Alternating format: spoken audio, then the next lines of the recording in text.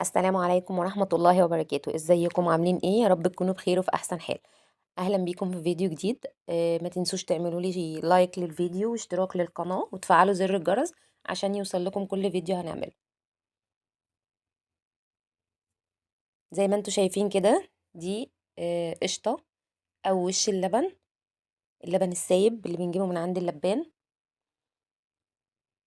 بجيبه بغليه، لو بجيب كمية كبيرة بغليها كلها على بعض واحطها في التلاجة، وكل يوم بقى بشيل الوش بتاعه. كل ما بلاقي وش باخده. بحتفظ بيه في علبة في الفريزر. لما بجمع كمية كده وبعد كده بعمل بيه زبدة. ايوه، النهاردة هنعمل منها زبدة بلدي، طعم وريحة ونظافة مفيش بعد كده. هنا بقى فضيت القشطة بتاعتي دي في حلة، بس الحلة تكون كبيرة شوية. رفعتها على النار زي ما انتوا شايفين على العين الصغيرة. هسيبها بقى لحد ما تبدأ تسيح وتفك معايا، واول ما تفك كده كلها هروح مهدية عليها النار خالص واسيبها مع نفسها.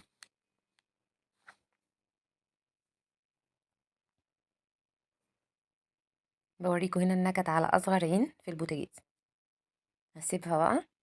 هنا كانت بدأت تفك معايا وتسيح زي ما انتوا شايفين كده، وبدأت تغلي.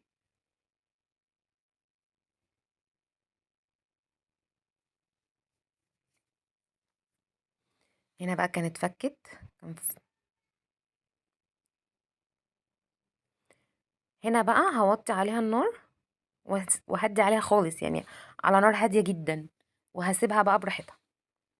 هتفضل تغلي معايا على نار هادية تقريبا من ساعة لربع لساعة، لحد ما الاقيها من فوق بقت صافية خالص، ولون الزبدة من فوق بقى شفاف،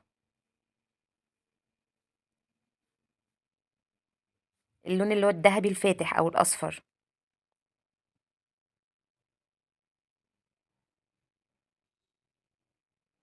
هنا بقى بقول لكم هوطي عليها.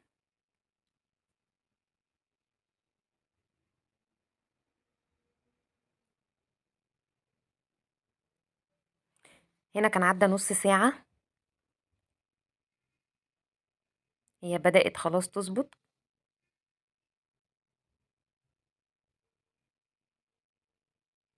جربي كده تجمعي وش اللبن او القشطه بتاعه اللبن كل ما يتوفر عندك لبن، واعملي الزبده بالطريقه دي.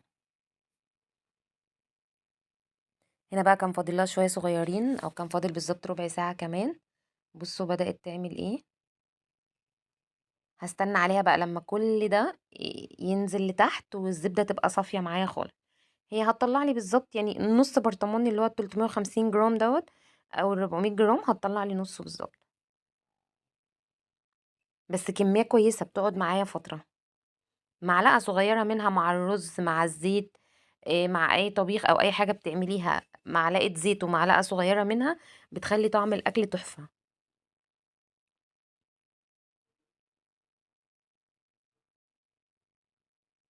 بصوا هنا بقى كانت بدأت خلاص تستوي.